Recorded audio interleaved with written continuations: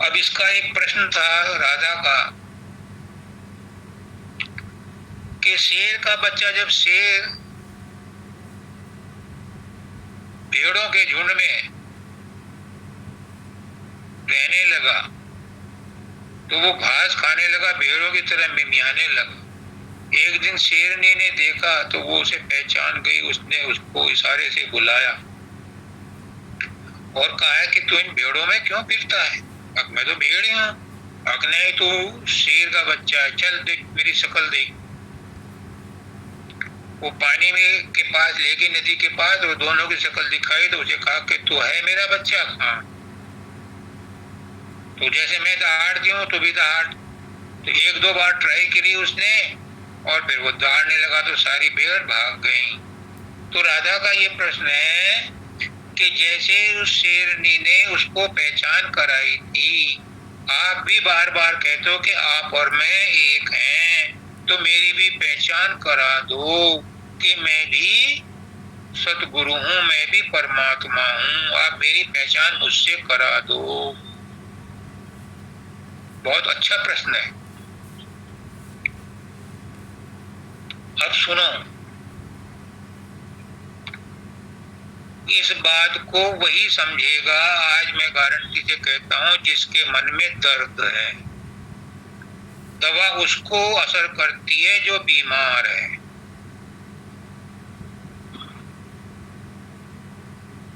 विद्या उसके लिए है जो अज्ञान है। ज्ञानवान के लिए विद्या नहीं है।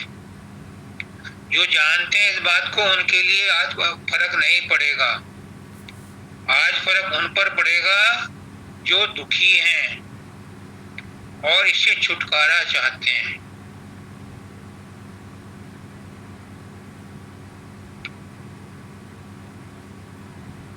दादा दयाल का एक शब्द है, तू दयाल है दया की मूरत, तेरी दया का दान मिले, भक्ति मिले सब शक्ति मिले, सत्संगत में सद्ज्ञान मिले।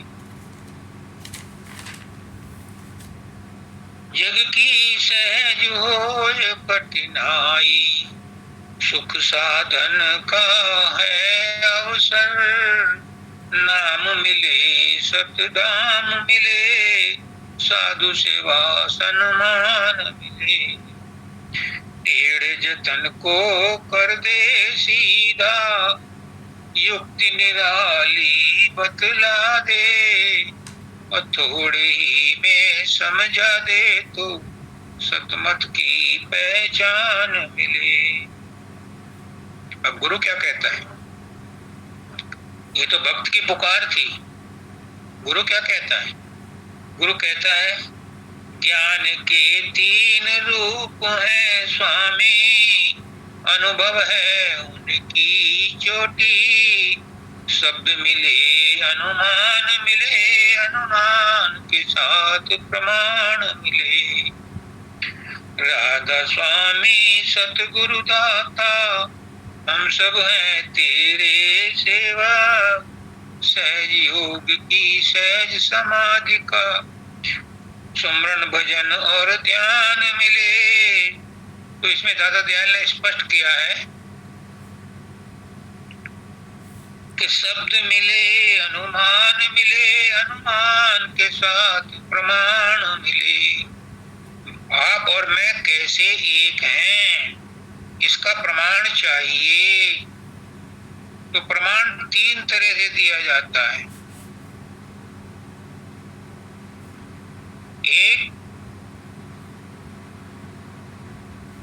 प्रमाण मिलता है आपकी ज्ञानेंद्रियों से।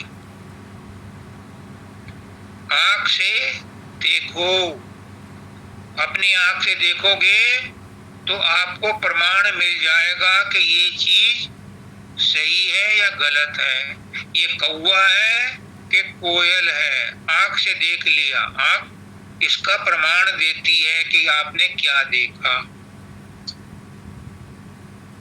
एक बात। कान से सुनो, त्वचा से स्पर्श करो, नाक से सूंघो, तो आपको पांचों इंद्रियों से 5 प्रमाण मिल गए और आपको विश्वास हो गया कि जिस चीज को मैं देख रही हूं वो क्या वस्तु है। ये है प्रमाण। भौतिक वस्तुओं के प्रमाण इन्हीं 5 चीजों से मिलते हैं। पहली बात आई समझ में कि भौतिक चीजों का प्रमाण इन्हीं 5 इंद्रियों से प्राप्त किया जा सकता है। अब दूसरा है सूक्ष्म शरीर, मन। मन का काम है अनुमान लगाना, सोचना, कारण और कार्य का पता लगाना।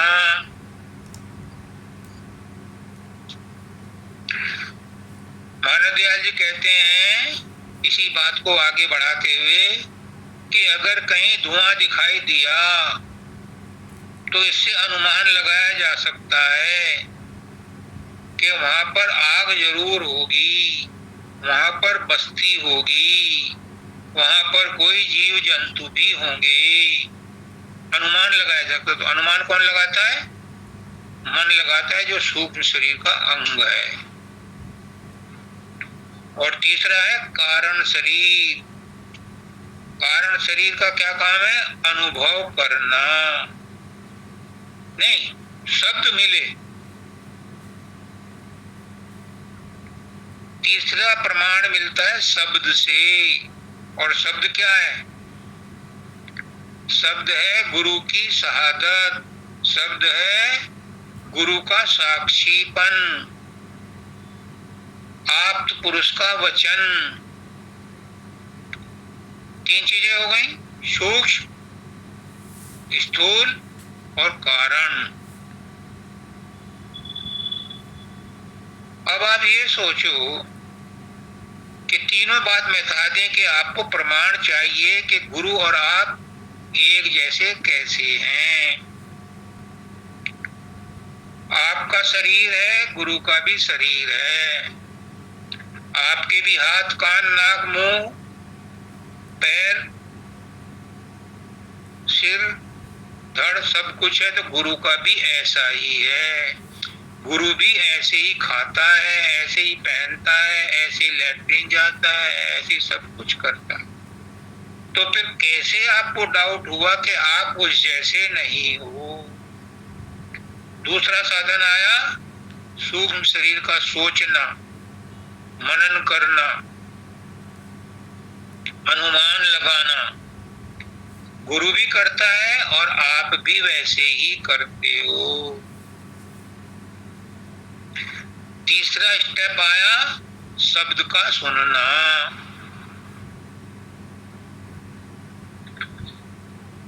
अब यहां पर तुम गचका खा जाते हो।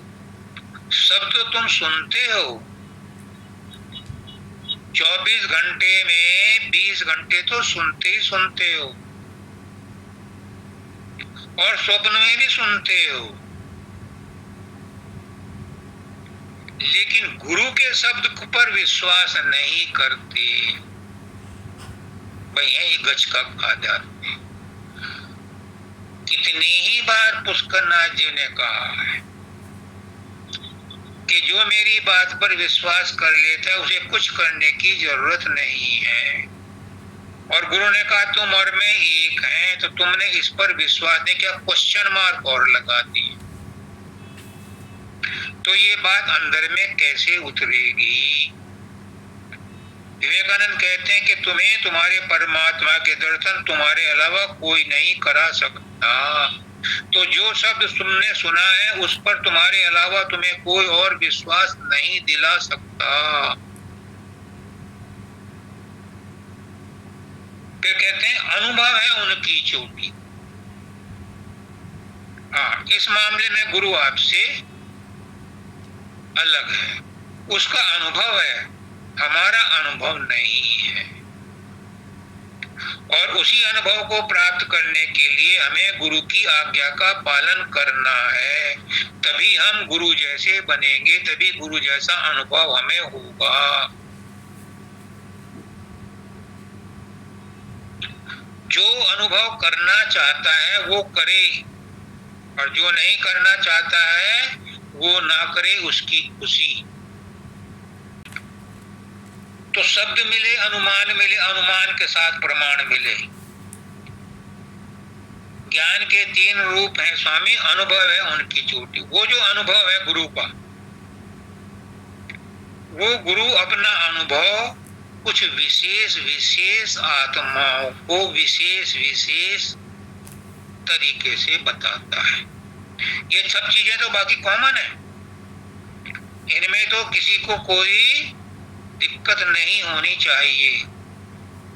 लेकिन जो चौथी बात है अनुभव की, वो सबका अनुभव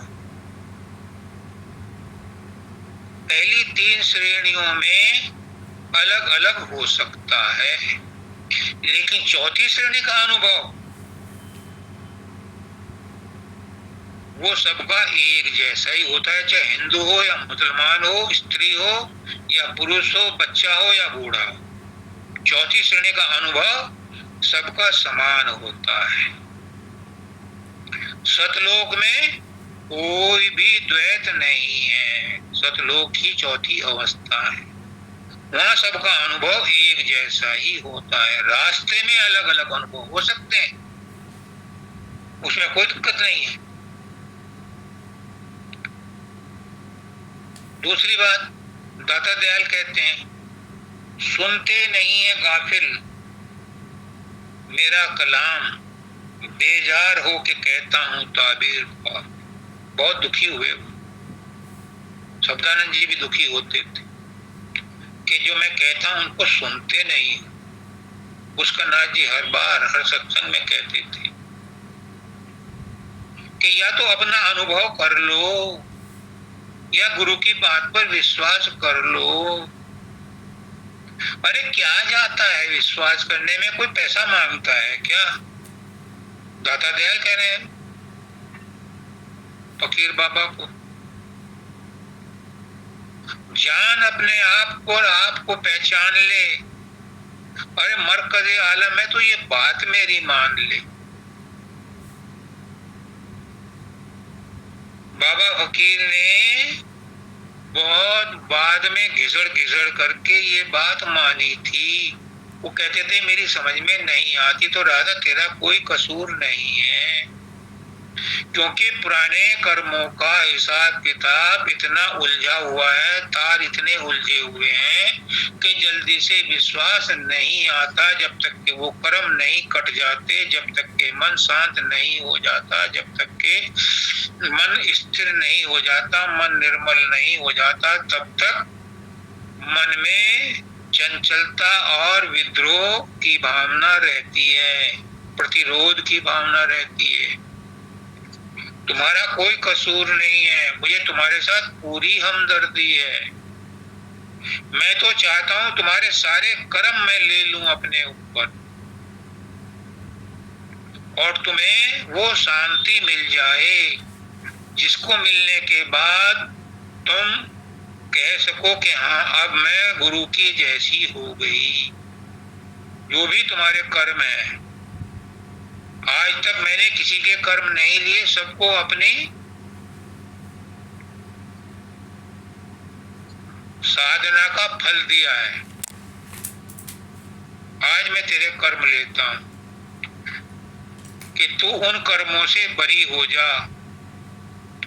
मुझे मानव दयाल जी ने लिख करके दिया है और वही शक्ति, वही कमांड, वही अथॉरिटी मेरे पास है और मैं उसी अथॉरिटी के तहत आपको आज कहता हूं, तुमने कोई बुरा कर्म नहीं किया, तुमने कोई अपराध नहीं किया। जो तुम्हारे पुराने कर्म हैं ये भी सारे खत्म हो गए। क्रियमाण कर्म खत्म हो गए, संचित कर्म खत्म हो गए, प्रारब्ध कर्मों का सिर्फ एक छाया मात्र है। इसको भूल जाओ, तुम नहीं सह रही, ये गुरु ही सह रहा है। तुम्हारे अंदर जो तुम्हें तकलीफ हो रही है, ये गुरु को ही हो रही है। तो तुमने कोई कर्म किया ही नहीं, तो तुम कर्मों का भोग भी नहीं भोग रही हो। कौन भोग रहा है? तुम्हारी आत्मा नहीं भोग रही, तुम्हारा मन भोग रहा है, सूक्ष्म शरीर भोग रहा है। और तुम न स्थूल शरीर हो, न सूक्ष्म शरीर हो, न कारण शरीर हो। तुम विशुद्ध आत्मा हो, चैतन्य आत्मा हो, अजर अमर अविनाशी आत्मा हो।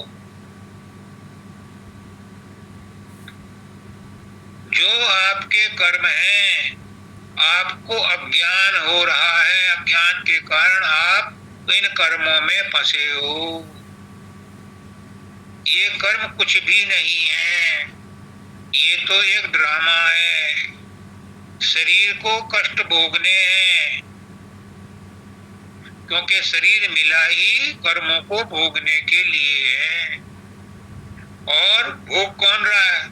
सूक्ष्म शरीर भोग रहा है, आत्मा नहीं भोग रही। जब डॉक्टर एनेस्थीसिया लगा देता है या तुम नींद की गोली खा लेते हो या कोई शराब पी लेता है, उसे उस समय शारीरिक कष्ट महसूस नहीं होता। क्यों? क्योंकि उस समय सूक्ष्म शरीर का संबंध स्थूल शरीर से या उस पर्टिकुलर प्लेस से टूट जाता है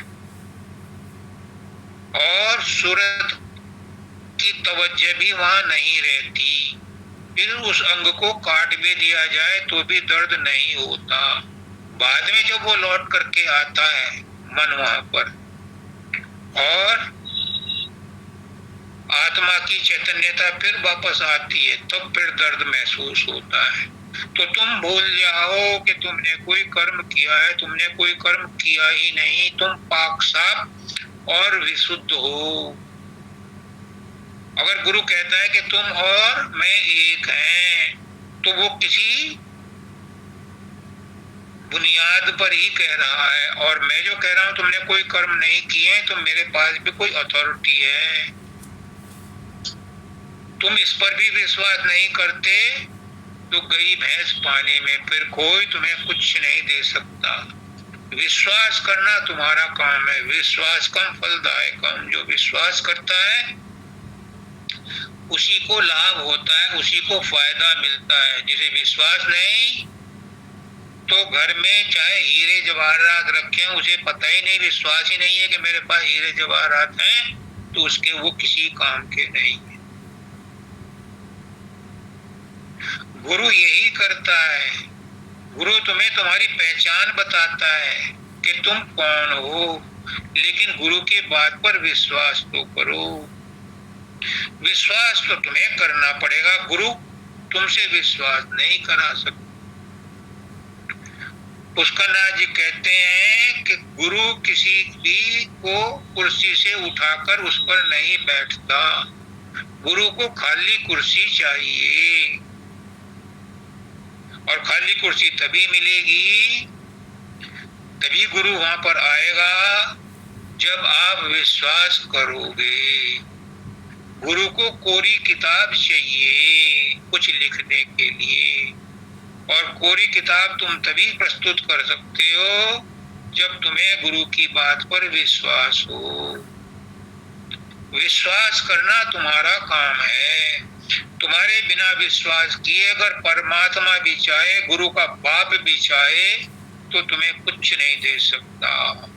विश्वास तो तुम्हें करना पड़ेगा कि हाँ, जो गुरु ने कहा है वो सच है, और तुमने उसे सच मान लिया तो तुम्हारा विश्वास उसे सच बना देगा।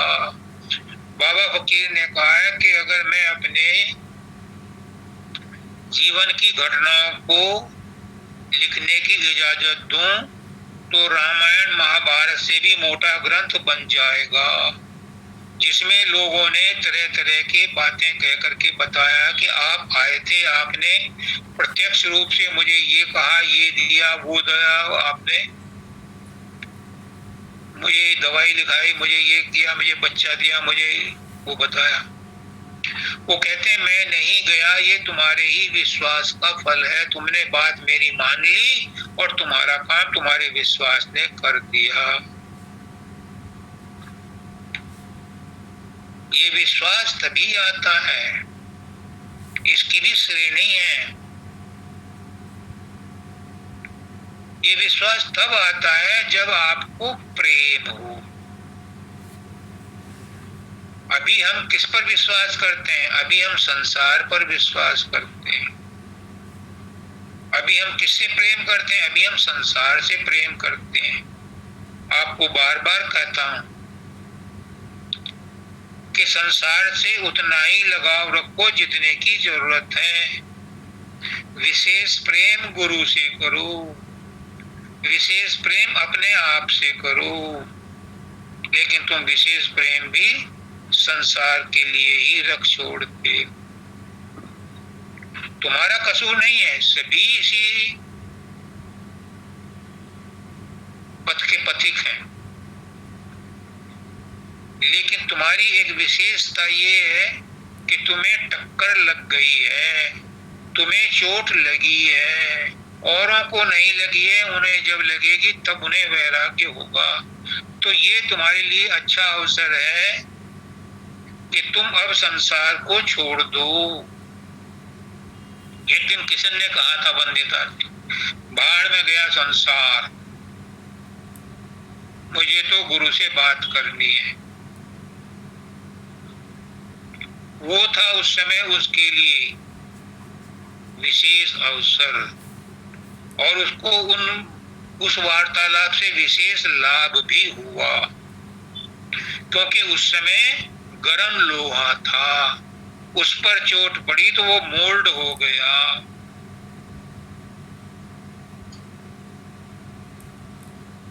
आपके लिए भी यही आदेश है कि आप अपने आप को 24 घंटे गुरु के ध्यान में लगाओ। संसार तो ऐसा ही है, ऐसा ही रहेगा, कुत्ते की पूंछ है, ये कभी सीधी नहीं होगी। कितना ही बच्चों से प्यार कर लो, संसार के सब लोगों से प्यार कर लो, कोई किसी के कर्म का भागीदार नहीं है। एक गुरु ही है जो छाती ठोक करके कहता है कि तुम्हारे कर्मों का जिम्मेदार मैं हूं। जब वाल्मीकि गया, नारद के कहने से, वो एक डाकू था, लूटता था और कत्ल कर देता था। तो जब नारद आए उसके रास्ते में, उसके जंगल में, उसने कहा कि जो कुछ है सब रख दो और मरने को तैयार हो जाओ। तो नारद ने पूछा, भाई मेरे पास तो जो है तुम ले लो, पर मारते क्यों हो? उसने कहा, इसलिए मारता हूं कि कोई जाके मेरे खिलाफ गवाही ना दे, मुझे कोई पकड़ ना सके।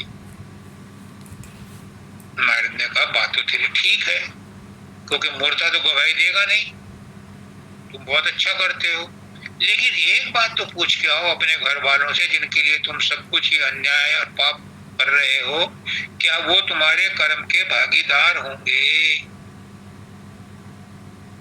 उसने कहा कि तुम भाग जाओगे, तुम्हारी चालाकी मैं जानता हूं।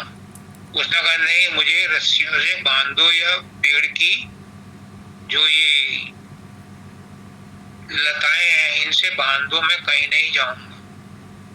वो गया घर में, सबसे पूछा। माँ ने कहा कि सबको अपने अपने कर्मों का भुगतान खुद करना पड़ता है। बीवी ने कहा कि उस सन्यासी को मार दे और उसका सामान ले गया, घर में रोटी खाने को नहीं है। बाप ने कहा, बेटा जिसको जो कर्म करता है उसके कर्मों का फल उसी को मिलता है। पर तू नारद की बात में मत आना, उसने किसी का घर बसने नहीं दिया। खैर वो आया और रास्ते में उसके मन में उथल पुथल हुई और वो नारद के चरणों में पड़ गिर गया कि प्रभु अब तो समझ आ गई है, अब तो बचाओ। उसने कहा कि तप करो, यज्ञ करो। उसने कहा मुझे कुछ नहीं आता, मैं तो अनपढ़ गंवार हूं। तो फिर उन्होंने उसको राम का नाम उल्टा जपना सिखाया। उल्टा जपने का मतलब मरा मरा नहीं, हालांकि राम को बार बार कहोगे तो मरा ही मरा निकलेगा। एक बार पुष्करनाथ जी ने कहा, आनंद त्यागी जी बैठे थे, तो उन्होंने कहा गीता गीता करो। तो उन्होंने 5-7 बार गीता गीता कहा तो त्यागी त्यागी निकला। ऐसे ही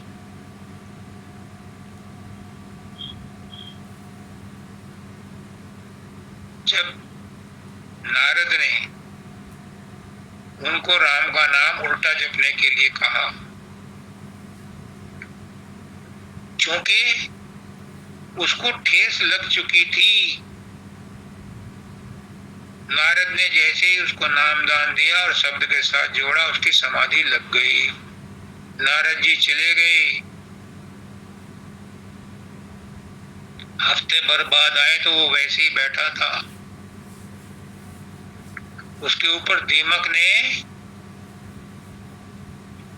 छत्ता बना लिया था। उसको हिलाया डुलाया तो उसकी समाधि टूटी, वो चरणों में पड़ा।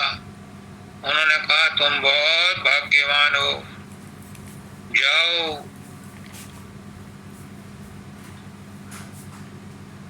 चित्रकूट पर, वहां पर भक्ति करो, तुम रामायण लिखोगे, महाकवि कहलाओगे, ये मेरा आशीर्वाद। और वैसा ही हुआ। तो जिसको चोट लग जाती है उसको सच्चा वैराग्य होता है, फिर उसे परमात्मा मिलने में देर नहीं लगती, क्योंकि उसका मन पहले से ही टक्कर खा करके स्थिर हो चुका होता है या हो जाता है। तो कहने का मतलब ये था, एक छोटी सी कहानी और बताता हूँ, क्योंकि कहानी से बात समझ में जल्दी आती है। ये बकवास जो मैं कर रहा हूँ ये तो ज्ञानियों के बस में भी नहीं आती। मेरा गुरु मुझसे कहलवा रहा है तो वो मैं कह रहा हूँ, मुझे भी नहीं पता कि मैं क्या कह रहा हूँ। लेकिन एक कहानी है। एक धार पानी की चली बरसात के बाद समुद्र से मिलने, रास्ते में पड़ा रेगिस्तान। तो देखती क्या है कि वो धार सिमटते सिमटते एक बूंद रह गई। रेगिस्तान में पहुंची जब वो बड़े अफसोस करने लगी, तभी एक पक्षी ऊपर से आया। उसने कहा बूंद तो क्यों अफसोस कर रही है कि मेरा अस्तित्व मिटा जा रहा है। तो उस पक्षी ने कहा कि तू अभी भी अपने आप को बचा सकती है।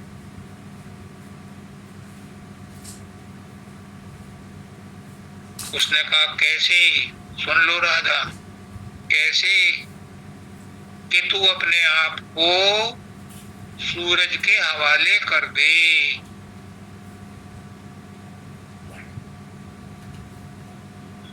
तू बूंद कहती है कि मेरा तो अस्तित्व ही मिट जाएगा, सूरज के साथ लय हो जाऊंगी। तो पक्षी कहता है कि अस्तित्व तेरा वैसे भी मिट जाएगा, रेत में जाएगी तू तो भी तेरा अस्तित्व मिटने वाला है। अगर सूरज के अस्तित्व में तेरा अस्तित्व मिल गया तो तुझे नया जीवन मिलेगा। वो समुद्र में ले जा करके फिर छोड़ेगा। उसकी बात समझ में आ गई। तो तुम्हारे लिए भी यही इंस्ट्रक्शंस हैं कि गुरु के हवाले कर दो अपने आप को। तो गुरु तुम्हें सब संसार से बचा करके तुम्हें तुम्हारा दर्शन करा देगा। तुम्हारा अस्तित्व तो वैसे भी मिटना है, वैसे भी मिटना है। जब तुम अपने आप से मिल जाओगे तो तुम्हारा अस्तित्व तो वैसे भी मिट जाना है, और संसार में रहोगे तो भी मिटना है। लेकिन अगर गुरु के साथ मिलकर के तुम्हारा अस्तित्व अपने आप में मिल गया तो तुम्हें रोशन ज़मीरी मिलेगी। तुम परमात्मा में मिलकर के, समुद्र में मिलकर के समुद्र ही हो जाओगे। Choice is your. सरेंडर तो करना पड़ता है, विश्वास तो करना पड़ता है।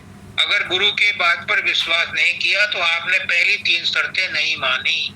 पहली 3 शर्तें क्या है? प्रमाण मिले, अनुमान मिले और शब्द मिले। 2 चीज तो तुम्हें मिल गई, प्रमाण भी मिल गया, अनुमान भी मिल गया, और शब्द की तुमने कदर नहीं की। और शब्द है गुरु का आशीर्वचन, आप्त पुरुषों के वचन जो मानने योग्य हैं।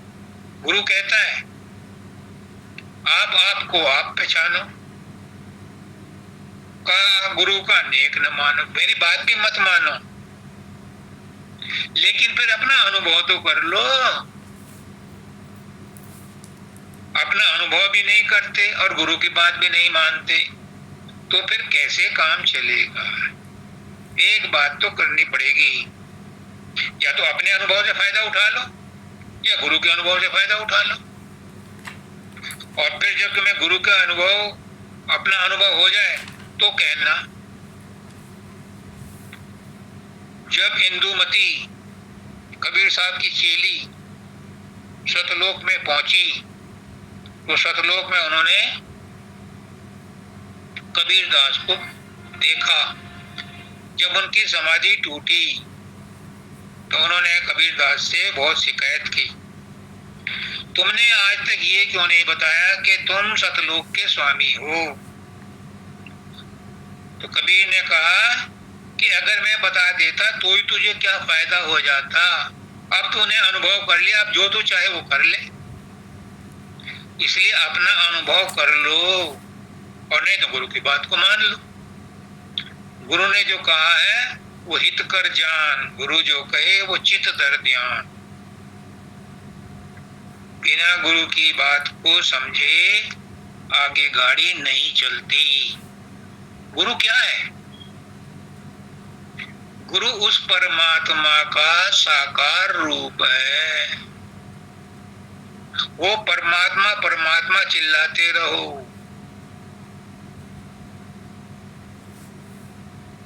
निर्गुण निर्गुण चिल्लाते रहो, राम राम जपते रहो। शब्दानंद जी कहते हैं अर्म कर्म बा राधा स्वामी जपते रहो, कुछ नहीं होने वाला।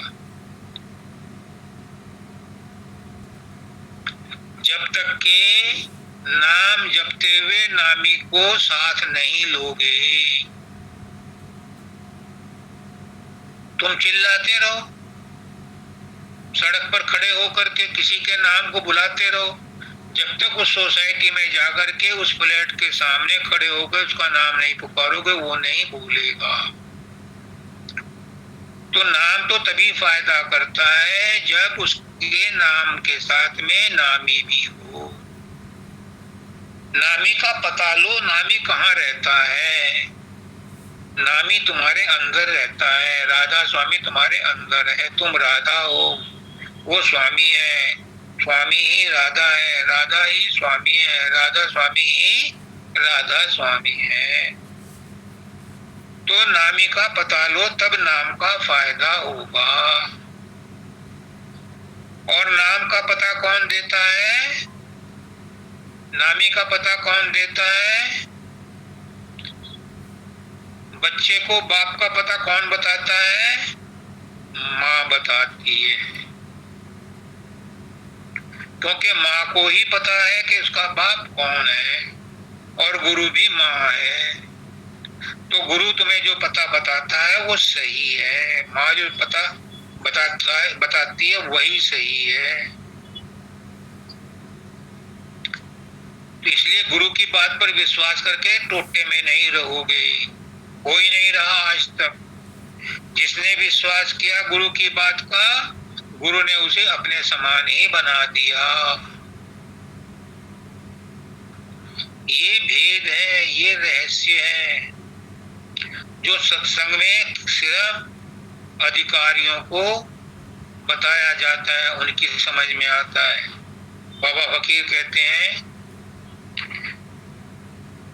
कि मैं ही बेवकूफ हूं जो कुंजड़ों के सामने हीरे मोती बखेर रहा हूं। तुम्हें कोई कदर नहीं है इनकी, लेकिन मेरी मजबूरी ये है कि मेरे गुरु का हुक्म है, गुरु की आज्ञा है। तू तो आया नरदेही में दर फकीर का भेसा, दुखी जीव को अंग लगा कर ले जा गुरु के देसा। तीन ताप से जीव दुखी है, निबल अबल अज्ञानी, तेरा काम दया का भाई, नाम दान देता। मैं इसलिए बखेर रहा हूं कि तुम्हारे भले ही काम की चीज ना हो, लेकिन बाद में आने वाली जमात इसकी कदर करेगी और वो इनको संभाल के रखेगी। तो इसलिए गुरु के जो वचन है, गुरु के जो आप्त वचन है, उनको ऐसे ही मत जाने दो, उन पर अविश्वास मत करो। मैं हाथ जोड़ के प्रार्थना करता हूँ कि गुरु ने जो कहा है उस पर ब्लाइंड फेथ करो। क्या जाता है, संसार में तुम दूसरों पर भी तो विश्वास करते हो, लेकिन गुरु पर विश्वास वही कर सकता है जिसे अपने ऊपर विश्वास हो। जिसके अंदर प्रेम की ताकत होगी वही विश्वास कर सकता है। जिसके अंदर प्रेम नहीं है वो लाख कोशिश करे, उसे विश्वास जमता ही नहीं है, हो ही नहीं सकता।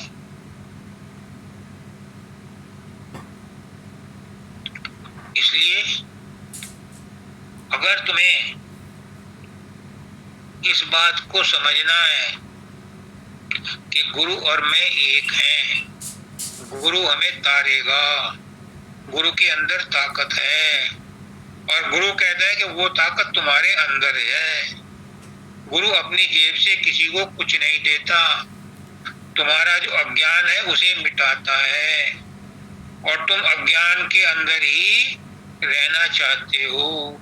तो फिर गुरु लाख कोशिश करे, सिर पटक करके मर जाए, परमात्मा भी स्वयं आकर के पटक जाए। जब तक तुम अपने आप को पूरी तरह से उसके सुपुर्द नहीं करोगे, उसकी बात को नहीं मानोगे, तो कोई असर नहीं होने वाला। इसलिए गुरु जो कहे वो चित्त धर ध्यान, गुरु जो कहे वो हित प्रमाण, उसको मानो। मानने में क्या जाता है। मैं अपने बाप को बाप मानता हूँ तो मेरा बाप है, मैं गुरु को गुरु मानता हूँ तो वो मेरा गुरु है, और नहीं मानता तो वो ऑर्डिनरी आदमी है। मानते हैं, हमारे गांव में कहावत है, मानते का देव नहीं तो दीवाल का लेव। मानो तो परमात्मा, नहीं मानो तो पत्थर। तो अगर गुरु की बात को मान लिया तो सोने पे सुहागा, नहीं माना तो मत मानो। गुरु का क्या बिगड़ता है, और कितने लोग मानते हैं, मत मानो। लेकिन गुरु कहता है कि अगर एक ने भी मान लिया तो गुरु का काम तो हो गया।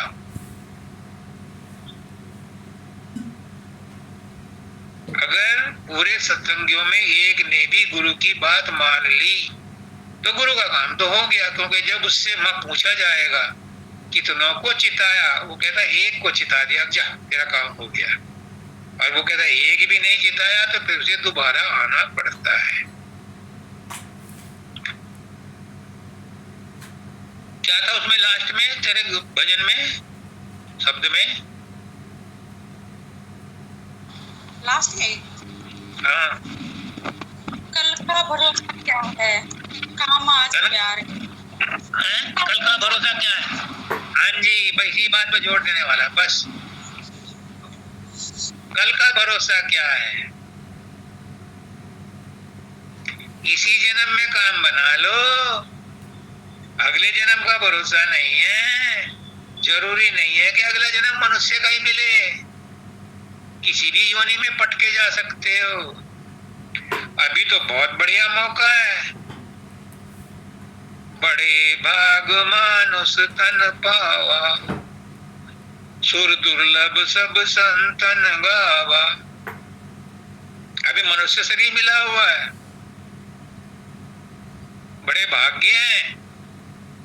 और बड़े भाग्य से आपको सदगुरु मिला है, क्योंकि सदगुरु भाग्य से ही मिलता है, और जिसके भाग्य में लिखा है उसी को मिलता है। तो आप बड़े भाग्यशाली हो। फिर मनुष्य तन मिला, गुरु मिला, गुरु का सत्संग मिला, गुरु ने नामदान दिया, सतनाम दिया।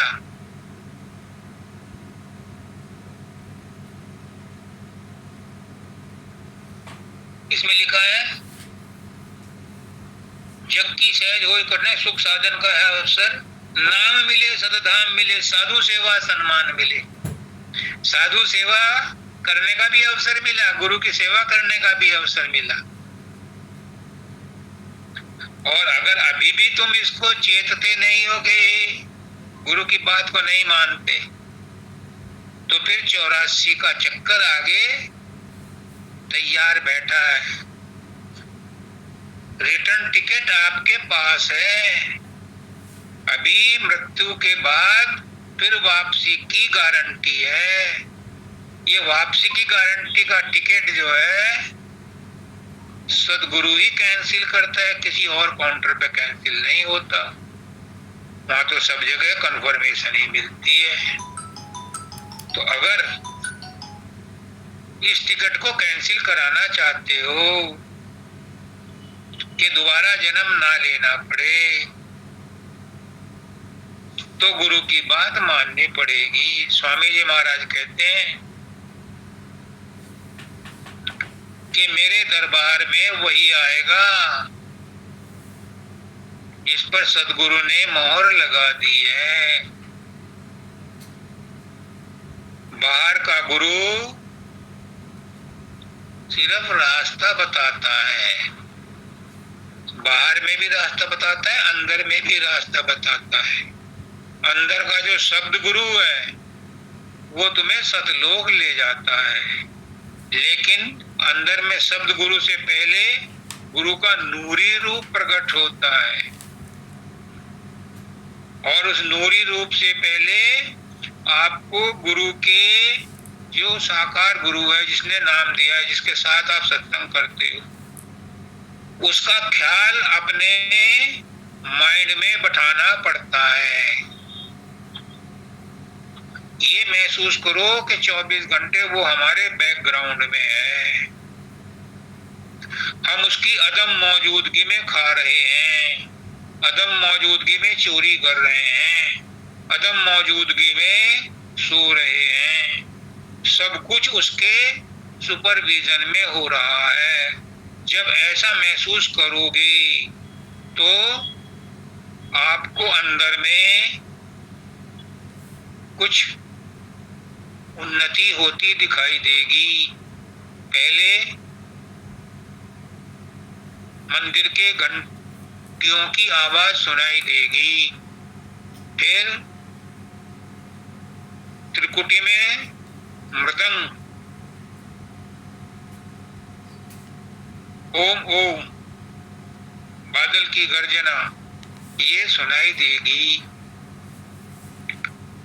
और उसके बाद आपको सुनने में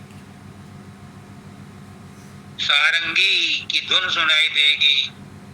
भंवर गुफा में बांसुरी सुनाई देगी, सोहम सुनाई देगा, और सतलोक में बीन सुनाई देगी। ये शब्द की अलग अलग स्टेजेज हैं।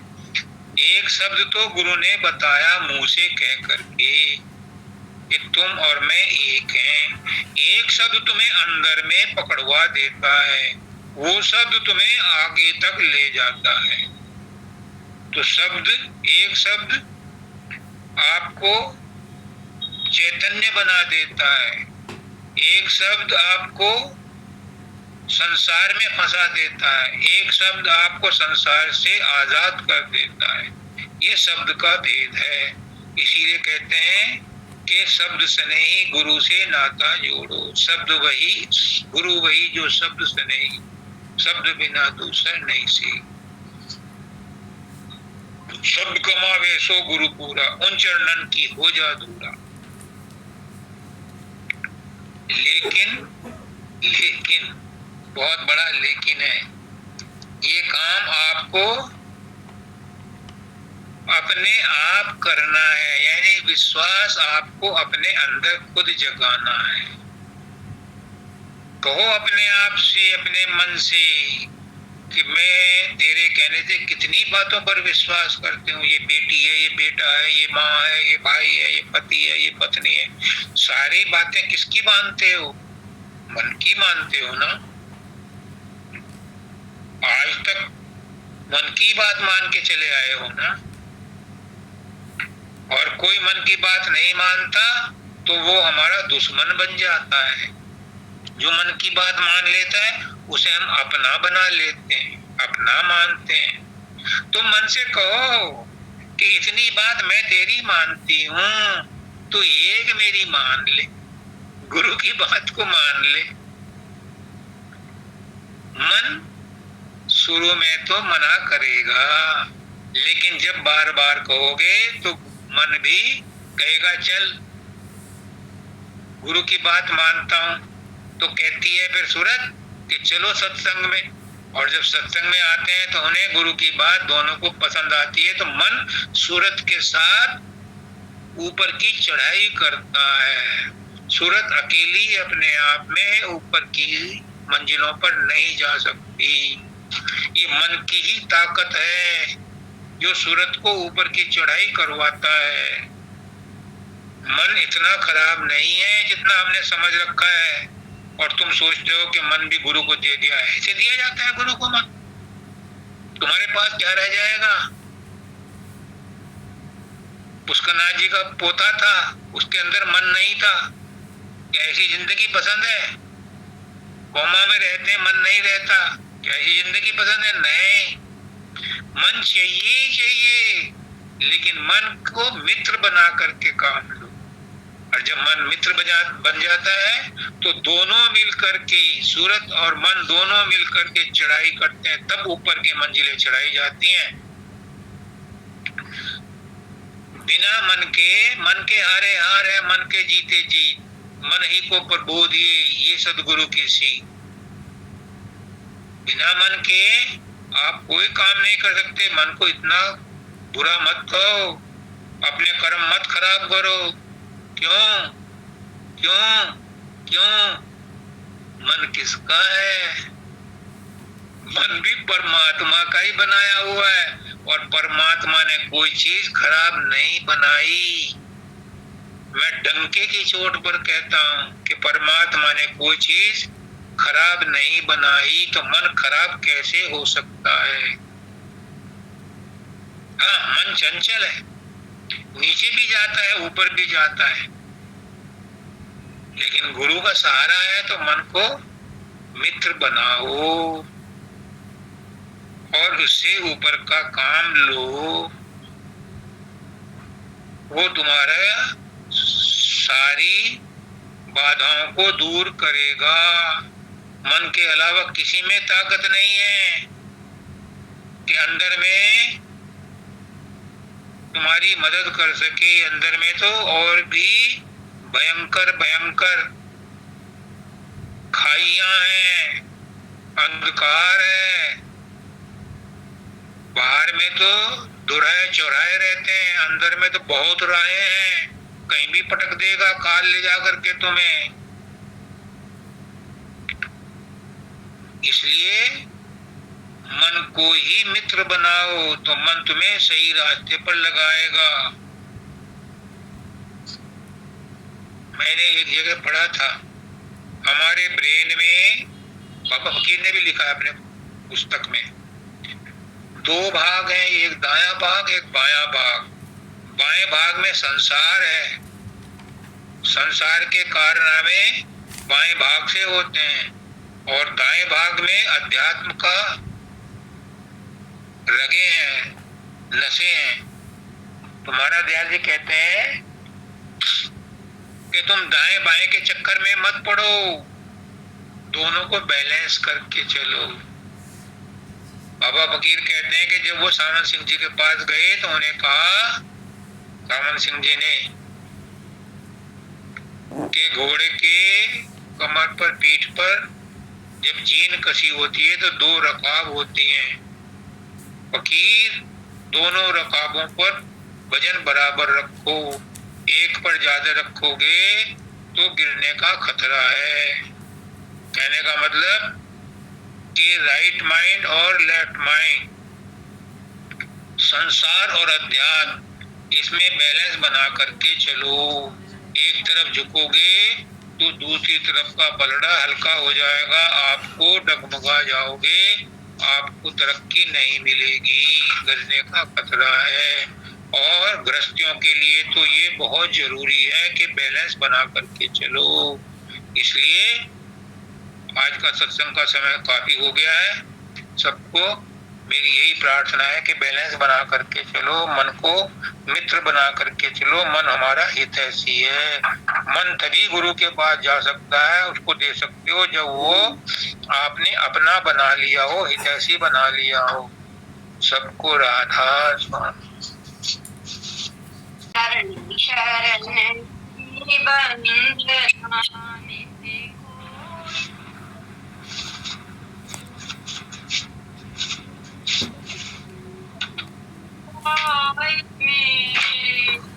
रक्ष दो निज नाम, तेरी शरणागत हुआ फिर किसकी राखूं आस। आस तो तेरी दया की, जग से रहूं उदास। रूप ध्याऊं नाम गाऊं, शब्द राता मन। आठों याम तेरा ही सुमिरन, भाग्य मेरा धन। शीश पर निज करे कमल दर, लिया चरण लगाए। पतित पापी तर गया, दाता शरण तेरी आए।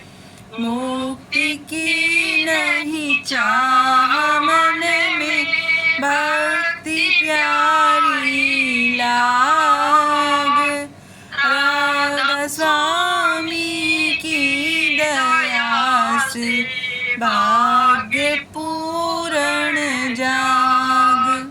मुक्ति की नहीं चाह मन में, भक्ति प्यारी लाग।